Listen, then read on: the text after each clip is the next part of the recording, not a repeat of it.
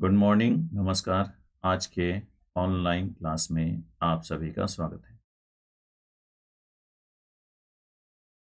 हमारा नया चैनल है crack exam with Verma sir.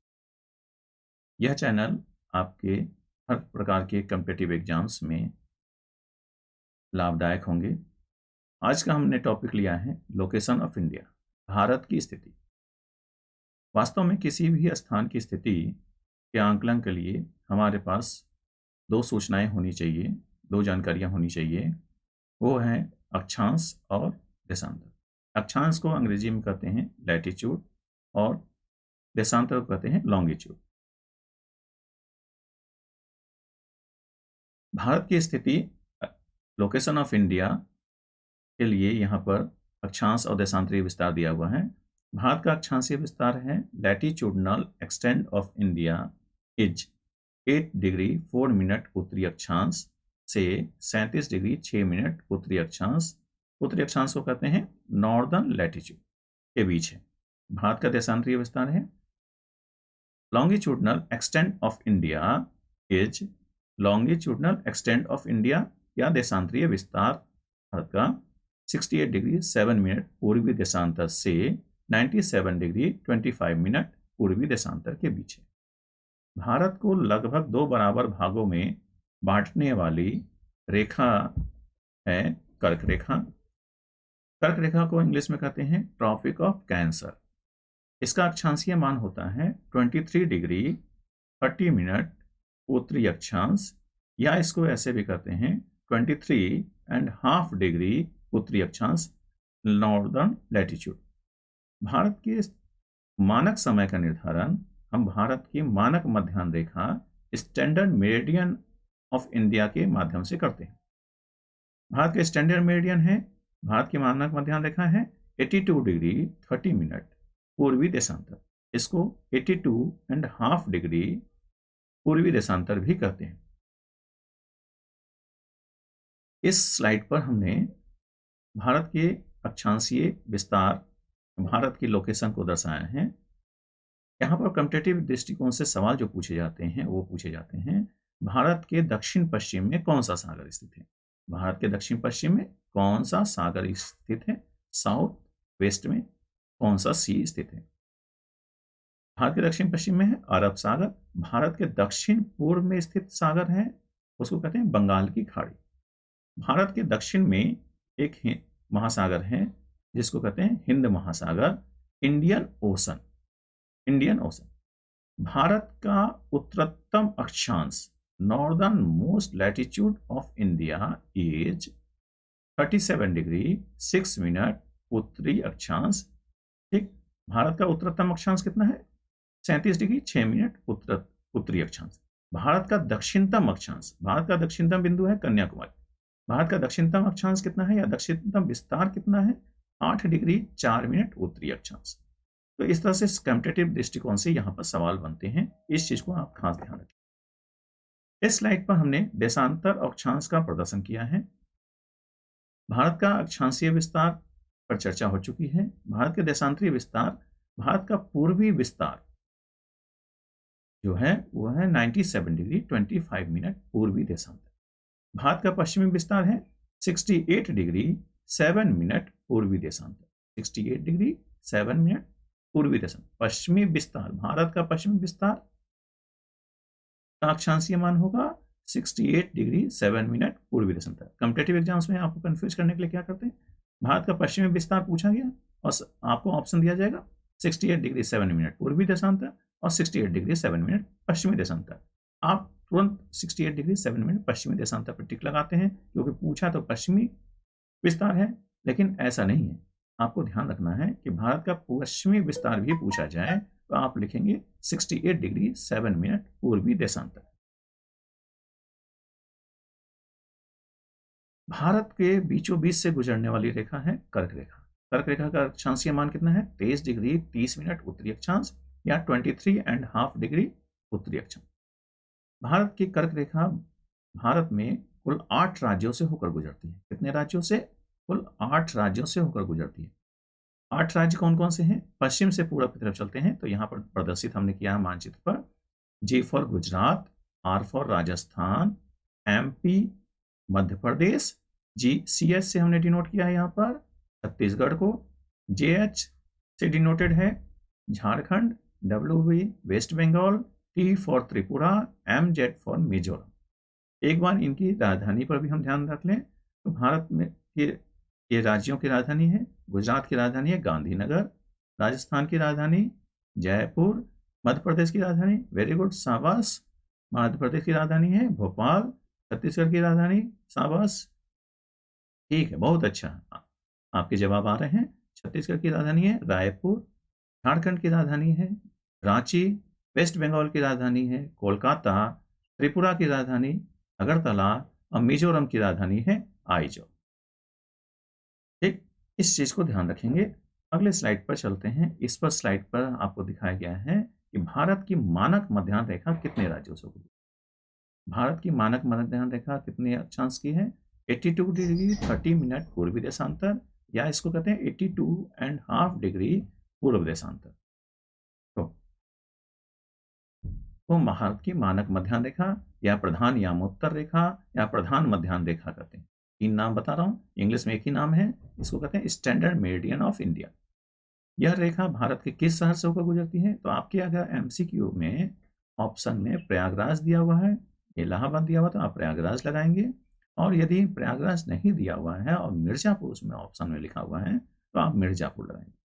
अगर दोनों दिया हुआ है तो आप ऑप्शन उसमें लिखा होता है ए एंड बी बोथ, तो आप दोनों सही मानेंगे, प्रयागराज को भी और मिर्जापुर को। भारत की मानक मध्याह्न रेखा भारत के कुल 5 राज्यों से होकर गुजरती है। ध्यान दीजिए इस रेखा को। तो रेखा में उत्तर प्रदेश से गुजर रही है ये रेखा, मध्य प्रदेश से, छत्तीसगढ़ से, उड़ीसा और आंध्र प्रदेश। उत्तर से दक्षिण की तरफ चलेंगे तो उत्तर प्रदेश से गुजरती है, मध्य प्रदेश, छत्तीसगढ़, उड़ीसा और राजस्थान से कुल 5 राज्यों से होकर यह रेखा गुजरती है। भारत का मानक समय यहाँ पर लिखा हुआ है कि भारत का मानक समय +5 आवर 30 मिनट आगे है ग्रीनविच से। ग्रीनविच क्या है? ग्रीनविच एक वेधशाला है जो ब्रिटेन में के शहर लंदन में स्थित है। इस वेधशाला से गुजरने वाली काल्पनिक रेखा को 0 डिग्री देशांतर रेखा मानते हैं। काल्पनिक रेखा को 0 डिग्री देशांतर रेखा, इसी रेखा के सापेक्ष सभी स्थानों का समय निर्धारित किया जाता है। इस रेखा के सापेक्ष भारत का समय 5.5 घंटे आगे है। अब ये कैसे आगे है? वास्तव में 1 डिग्री देशांतर को पार करने में सूर्य को 4 मिनट का समय लगता है। तो 82 डिग्री देशांतर को पार करने में सूर्य को कितना समय लगा? 4 × 82 अगर करते हैं तो 328 मिनट लगे। और आधा डिग्री को पार करने में, 1 डिग्री को पार करने में 4 मिनट, तो आधा डिग्री को पार करने में 2 मिनट, तो टोटल समय हुआ 330 मिनट। अब 330 मिनट को अगर हम घंटे में कन्वर्ट करें तो 5.5 घंटा।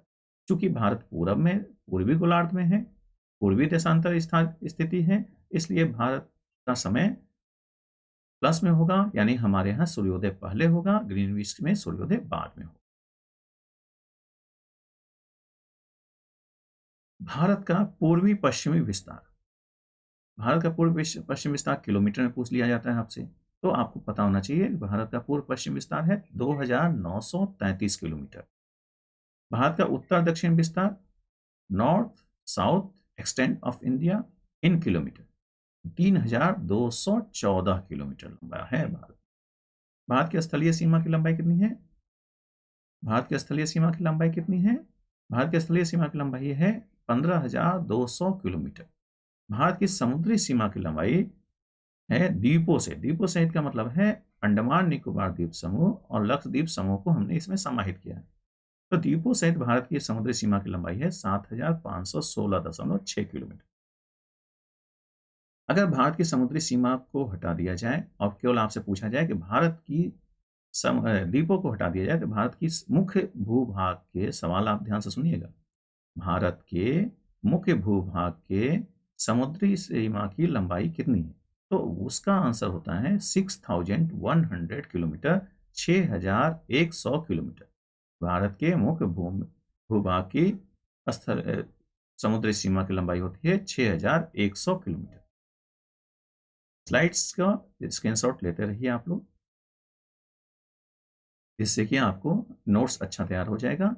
यहाँ पर देखिए ध्यान से, इस स्लाइड पर हमने डिनोट किया है। अगर आपसे सवाल पूछा जाता है कि भारत का गुजरात से अरुणाचल प्रदेश तक की लंबाई कितनी है, पूरब से पश्चिम की जगह पर आपसे पूछ लिया गया गुजरात से अरुणाचल प्रदेश तक की चौड़ाई कितनी है या लंबाई कितनी है, तो भारत की गुजरात से अरुणाचल प्रदेश के बीच की दूरी कितनी है, 2933 किलोमीटर। अगर आपसे ये पूछा जाता है उत्तर दक्षिण विस्तार के, भारत का उत्तर दक्षिण विस्तार के स्थान पर आपसे ये पूछा जाए कि भारत के लद्दाख से कन्याकुमारी तक या तमिलनाडु तक की लंबाई कितनी है, तो भारत के लद्दाख से कन्याकुमारी अर्थात तमिलनाडु तक की लंबाई है 3214 किलोमीटर। 3214 किलोमीटर। तो क्वेश्चन किसी भी प्रकार से पूछा जाए, आंसर आपका एक ही होना चाहिए, फिक्स होना चाहिए। इस मानचित्र पर आप देख रहे होंगे, इस स्लाइड पर हमने कई कलर इस्तेमाल किए हैं, red colour, pink colour, blue colour and maroon colour. तो मैरून कलर से हमने दिखाया है भारत का लैंड बाउंड्री, इंडिया का लैंड बाउंड्री, भारत की स्थलीय सीमा। भारत की स्थलीय सीमा 15,200 किलोमीटर लंबी है। भारत की स्थलीय सीमा किन किन देशों से टच होती है, पाकिस्तान से, चीन से, नेपाल, भूटान, बर्मा, म्यांमार से और बांग्लादेश से। आप देख रहे होंगे कि बंगाल की खाड़ी में हमने रेड कलर से एक द्वीप दिखाया है, यह द्वीप समूह है अंडमान निकोबार। आपसे सवाल पूछा जाता है कि भारत के दक्षिण पूर्व में स्थित द्वीप समूह का नाम बताइए, तो आपका जवाब क्या होगा, वेरी गुड, शाबाश। इसका होगा आपका दक्षिण पूर्व में स्थित है द्वीप समूह अंडमान निकोबार द्वीप समूह। आपसे यह सवाल पूछा जाए भारत के बंगाल की खाड़ी में स्थित द्वीप समूह का नाम बताइए, तब भी आपका जवाब होगा अंडमान निकोबार द्वीप। भारत के दक्षिण पश्चिम में स्थित द्वीप समूह कौन सा है, या भारत के अरब सागर में स्थित द्वीप समूह कौन सा है, तो पिंक कलर से आपको दिखाया गया है, वो है लक्षद्वीप समूह। क्या है, लक्षद्वीप समूह। हाँ, यहाँ पर आप देखेंगे कि ब्लू कलर से एक लाइन ड्रॉ किया हुआ है। ये ब्लू कलर से जो लाइन ड्रॉ किया हुआ है वो है भारत की समुद्री सीमा।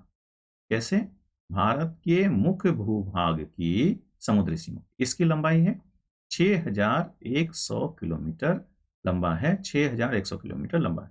और इस ब्लू लाइन में पिंक लाइन और रेड लाइन के तहत जो द्वीप समूह हैं, उन दोनों द्वीप समूह को अगर जोड़ दिया जाता है तो भारत की कुल समुद्री सीमा हो जाती है 7516.6 किलोमीटर। 7516.6 किलोमीटर। चैनल को आप लोग इस पसंद आ रहे हैं तो सब्सक्राइब करते जाएं और बेल आइकन को क्लिक कर दें, ताकि आप तक सबसे पहले नोटिफिकेशन पहुंच जाए जितने भी हमारे वीडियोज आने वाले हैं। इस स्लाइड पर हमारी चर्चा हो रही है कि जो हमने अभी आपसे चर्चा की थी मैप पर, उसी को यहाँ पर स्लाइड पर शो किया गया है, आप इसका स्क्रीनशॉट ले सकते हैं। भारत के दक्षिण पूर्व में स्थित द्वीप समूह अंडमान निकोबार द्वीप समूह। भारत के बंगाल की खाड़ी में स्थित द्वीप समूह, तब भी आपका आंसर एक ही होगा, अंडमान निकोबार द्वीप समूह। भारत के दक्षिण पश्चिम में स्थित द्वीप समूह, भारत के दक्षिण पश्चिम में स्थित द्वीप समूह कौन सा है, लक्षद्वीप समूह। यहाँ एक क्वेश्चन खास ध्यान रखिएगा, लक्षद्वीप समूह जो है वो प्रवालों से बना है, अर्थात सूक्ष्म समुद्री जीवों से। कभी कभी आपसे पूछा जाता है कि सूक्ष्म समुद्री जीवों से बने हुए द्वीप समूह का नाम बताइए, तो उसका नाम होगा आपका लक्षद्वीप समूह। अंडमान निकोबार द्वीप समूह की राजधानी क्या है, वेरी गुड, पोर्ट ब्लेयर है। और लक्षद्वीप की राजधानी क्या है, कवरत्ती। भारत किस गोलार्ध में है, यहां पर लिखा है उत्तरी गोलार्ध, नॉर्दर्न हेमिस्फीयर। उत्तरी गोलार्ध कैसे, भारत का उत्तरी गोलार्ध है में स्थित है। अक्षांश के अनुसार यदि पूछा जाए या पूछा जाए आपसे कि विषुवत रेखा या भूमध्य रेखा के सापेक्ष, विषुवत रेखा या भूमध्य रेखा के सापेक्ष, या आपसे पूछा जाए अक्षांश रेखा के सापेक्ष भारत किस गोलार्ध में है, तो भारत उत्तरी गोलार्ध। भारत के मुख्य भूभाग का दक्षिणतम बिंदु, भारत के मुख्य भूभाग का दक्षिणतम बिंदु क्या है, कन्याकुमारी। भारत के मुख्य भूभाग का दक्षिणतम बिंदु कौन सा है, कन्याकुमारी। आपको यहां पर एक चीज खास ध्यान रखनी है, सन 2004 में बंगाल की खाड़ी में सुनामी आई। उस सुनामी के आने की वजह से भारत का दक्षिणतम बिंदु जो था इंदिरा पॉइंट, वह जलमग्न हो गया। भारत का दक्षिणतम बिंदु क्या था, इंदिरा पॉइंट, इंदिरा बिंदु, वह जलमग्न हो गया, समुद्र में समा गया। तो इस इंदिरा पॉइंट नाम की अभी कोई स्थान नहीं है। इसलिए कभी भी आपसे पूछा जाता है कि भारत के मुख्य भूभाग का दक्षिणतम बिंदु तो कन्याकुमारी है। कन्याकुमारी किस राज्य में है? तमिलनाडु में। इसका अक्षांशीय मान कितना होगा? 8 डिग्री 4 मिनट उत्तरी अक्षांश। भारत का अगले स्लाइड पर बात कर रहे हैं हम भारत का क्षेत्रफल। भारत का क्षेत्रफल, एरिया ऑफ इंडिया। एरिया कितना है भारत का? 32.8 लाख वर्ग किलोमीटर। 32.8 लाख वर्ग किलोमीटर। ठीक। कभी कभी इसको मिलियन में भी पूछ देते हैं, तो इसका भी ध्यान रखेंगे आप। आकार की दृष्टि से भारत का विश्व में कौन सा स्थान है? इसके हिसाब से, आकार के हिसाब से, आकार के हिसाब से भारत का विश्व में 7वां स्थान है। भारत से 6 बड़े देश हैं जिनका आकार भारत से 6 बड़ा है। इनमें सबसे बड़ा आपसे पूछा जाए ये सवाल कि विश्व में सबसे बड़ा राज्य देश कौन सा है आकार की दृष्टि से, तो रूस का नाम आएगा। विश्व में सबसे बड़ा देश आकार की दृष्टि से कौन सा है? इसका नाम आएगा रूस। रूस का एरिया कितना है? 170.9 लाख वर्ग किलोमीटर। दूसरा स्थान है आपका कनाडा का। कनाडा का क्षेत्रफल कितना है? 99.8 लाख वर्ग किलोमीटर। संयुक्त राज्य अमेरिका तीसरे नंबर पर है एरिया के हिसाब से। तीसरे नंबर पर संयुक्त राज्य अमेरिका है, इसको यूएसए भी कहते हो आप, यूनाइटेड स्टेट ऑफ अमेरिका। इसका क्षेत्रफल है 96.2 लाख वर्ग किलोमीटर, 96.2 लाख वर्ग। चौथा स्थान आता है चीन का। चीन का क्षेत्रफल है 95.9 लाख वर्ग किलोमीटर। ये जितनी भी ब्रैकेट में आपको दिखाया गया है डाटा, वो सब लाख वर्ग किलोमीटर में दिखाया गया। ब्राजील का क्षेत्रफल है 85.1 लाख वर्ग किलोमीटर। और छठा बड़ा देश है विश्व का, वो है ऑस्ट्रेलिया। ऑस्ट्रेलिया का क्षेत्रफल है 76.9 लाख वर्ग किलोमीटर। तो इस तरह से भारत से 6 बड़े देश कौन कौन से हो गए? रूस, कनाडा, संयुक्त राज्य अमेरिका, चीन, ब्राजील, ऑस्ट्रेलिया और भारत 7वें स्थान पर। जनसंख्या की दृष्टि से विश्व का में पहला स्थान किसका है? जनसंख्या की दृष्टि से विश्व में सबसे पहला स्थान है चीन का। और जनसंख्या की दृष्टि से भारत का विश्व में कौन सा स्थान है? दूसरा। जनसंख्या की दृष्टि से भारत किस स्थान पे है? दूसरा। और आकार की दृष्टि से भारत किस स्थान पे है? 7वें स्थान। भारत का क्षेत्रफल, कुल भौगोलिक क्षेत्र, मतलब विश्व के जितने भी भौगोलिक क्षेत्रफल हैं, स्थलीय भाग हैं, उन स्थलीय भाग को अगर मिला लिया जाए तो उसके सापेक्ष भारत का क्षेत्रफल विश्व के कुल भौगोलिक क्षेत्रफल का कितना है? 2.4%। कितना है? 2.4%। वेरी इंपॉर्टेंट क्वेश्चन है तो पूछे जाते हैं। आप सभी से निवेदन है कि आप लोग